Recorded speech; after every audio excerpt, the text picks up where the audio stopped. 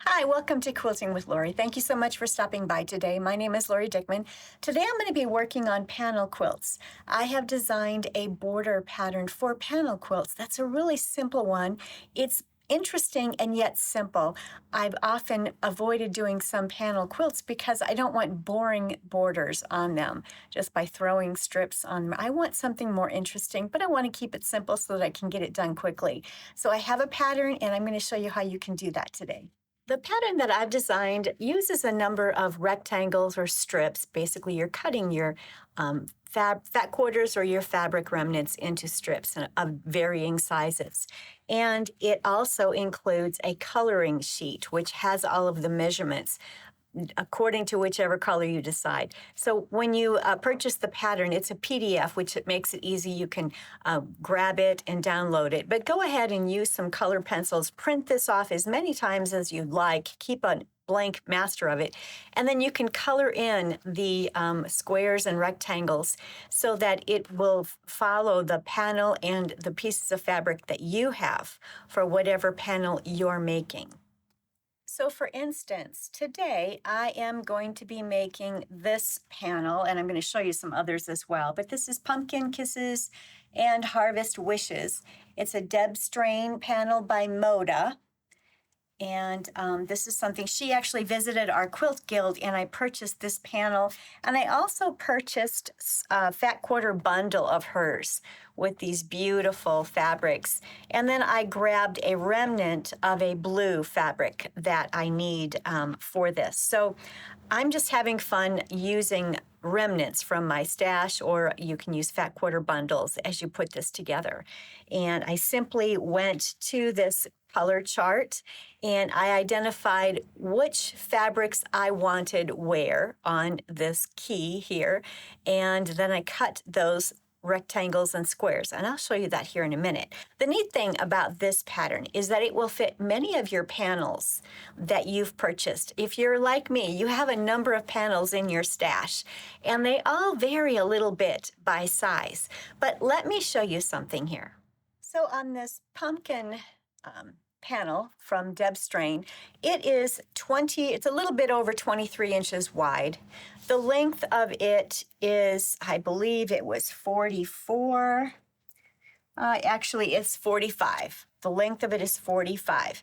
Now, that doesn't mean that you actually have to use all 23 inches wide of the fabric or the panel. And it also doesn't mean that you're going to use all 44, 45 inches of the length. You can trim some up. And what I'm going to be doing on this, let me show you. In this area here, I'm literally going to split it and have a seam there because I want it a little bit shorter. This is quite a long one, and I do want it a little shorter, and I'll show you that here in just a minute when we get to putting this together. I want to share with you some other panels. Here is a panel that I have purchased, I guess it was a year ago at my friend's quilt shop. It's a beautiful sunflower pattern. And it's by Frond Design Studio for Northcott. It's called Daydreaming Sunflower Panel. Beautiful colors. And it says here that it's 42 long by 24 wide. And it's actually more than 42 long. This one is actually 24 wide by 42 and a half, 43, something like that. So just because the panel instructions might give a measurement on there, it varies. Some companies I've learned include the seam allowances or the selve edges, excuse me. And some companies don't include the selve edges when they're giving you the measurement. But typically, if you can find a panel that has at least 23 inches wide in fabric or a print that you can use, and at least 42 inches long in a fabric that you can use, that will work beautifully for the pattern that I am sharing with you today.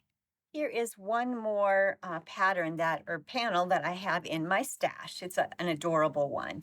and it is by Marcus Fabrics, and it's called Polka Dot Pond. It says on here that it's 24 by 45. It's actually, the real measurements are only 24 by 44 inches, but I only need 23 by 42, 42 and a half inches. So I am good to go. With all three of these panels, I can use the same pattern that I have designed, and I will be able to just trim out the center so that I am going to be cutting a panel that's trimmed to 22 and a half by 42 and a half inches, and I'm good to go. Then I can start cutting all of the border rectangles and strips so that I have what I need. And I'm going to show you, I'm going to take you to my tabletop and show you what I have cut that will go with my Pumpkin Kisses panel today. I'm going to link in the description box below 8 other panels that I have available. You can get to them out on my website. I have a link to the Fat Quarters shop. And there are some Christmas ones, some fall ones, some baby ones, just some fun panels. And they all will work beautifully with this pattern that I have available. And so here is what I have done to cut everything out. I went to the, let me pull it here. The coloring sheet that you will get. You'll want to make sure that you print this out and make sure that you keep one copy as a master so that you can keep photocopying it and using it for various panel quilt patterns. And then with each panel quilt that you make, you can take all of your other fabrics and color in based upon those fabric colors. And then you can cut according to that. So that is what I have done here. I have gone to my strips, and I definitely recommend you use sticky notes and a pen or pencil and mark. So I have my A, and I went through and made sure I have A, B, C. Let's see, where'd D go? D, E, F is here, G, H, I, and where's J? I have J somewhere. J, K, L, and M, N, O, and P.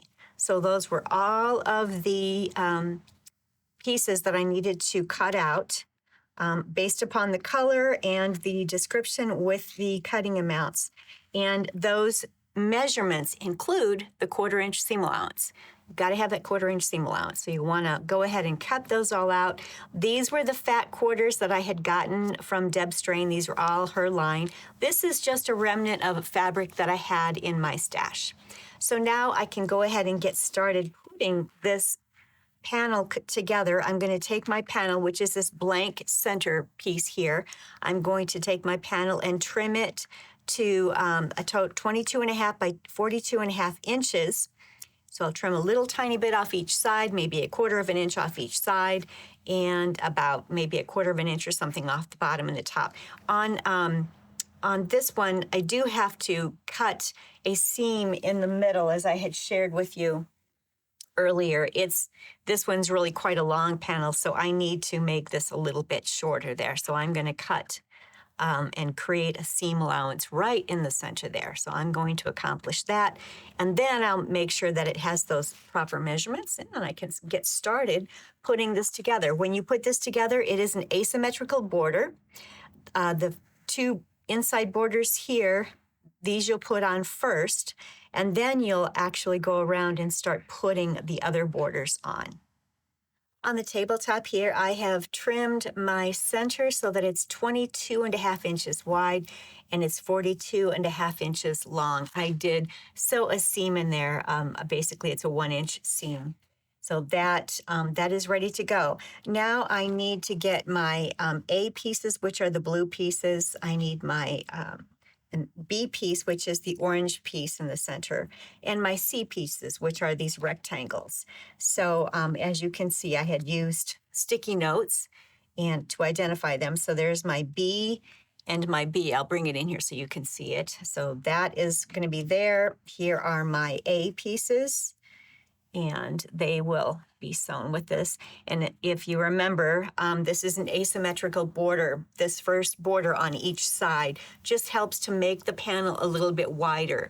The rest of the borders that we put on, we'll be doing all four sides at once. But for this first border, we're just putting strips on each side. And these are the C rectangles, which are right here. So I'm just going to sew these together and put them on the quilt. I have the first border on, as you can see. There it is on that side, and here it is on this side, right here. So the border number 1 is just on the two sides of the quilt. Remember, this isn't asymmetrical. Those two borders are just trying to make it not such a long, skinny wall quilt, but more of a rectangular wall quilt that's not so skinny in the center. Now we're going to work on the next border, and it's going to go around all four sides. Let me lay that out for you. So this border that I'm putting on now, it's got different widths. So the sides again are a little bit wider than this top, but this is D. I've attached D to the top, and it will go at the bottom. These are E's. They're at the top, and they'll go at the bottom as well. These are the F's, and they're at the top, and they'll be at the bottom as well. And then we have G's and H's. And these G's will be at the bottom, and these H's, there's just two of those. So I'm going to go ahead and put the sides on first, then I'll sew these tops and bottoms together and sew those on last. So on that second round of borders, I went all the way around. Again, the outer borders are always a little bit wider than the top and bottom borders. And on these borders, I used, I used D, E, F, G, and H. So those are the pieces that I used out there. Now let's put on the next border. All right, I'm putting together the outside border here, the next border. It involves I, J, K, L, and M. So I have some L's here, some M's, a couple of N's out there. Up here I have an I, some J's, and some K's. And you just follow the pattern and put it together. It's very simple, just a strip piece. And you're going to strip the outside edges first, put those on, and then you'll strip the top and the bottom and piece those together last, and then piece that to the quilt itself. You'll always piece the side edges first and put those on, and then you'll piece the tops and the bottoms, if there are tops and bottoms, and put those on next. That's how the quilt goes together. So I'm going to go ahead and finish this outer piece row here. And then the last border that we'll put on is just the plain blue. Let me get this done. I'll show you what it looks like, and we'll get that outer border on as well. This has really come together beautifully, and it's so quick and easy. I have the last border here that I pieced, and that is placed on here. Again, we put the side borders on first, and then we put the top and the bottom border on. And now I'm going to do the outside borders, the very last borders, and they are 1.5 inch wide strips that go all the way around. Again, put the side ones on first, and then the top and the bottom, and everything will fit beautifully. It's only taken about 45 minutes to get all of this pieced and put together in the quilt. What took me the longest was actually trying to decide which fabrics I wanted where. Once I had that identified, then I was able to cut them out based upon the measurements and the numbering chart. And then sewing it together was very, very quick and easy. It's going to be so beautiful. I can't wait to get it hung in my living room.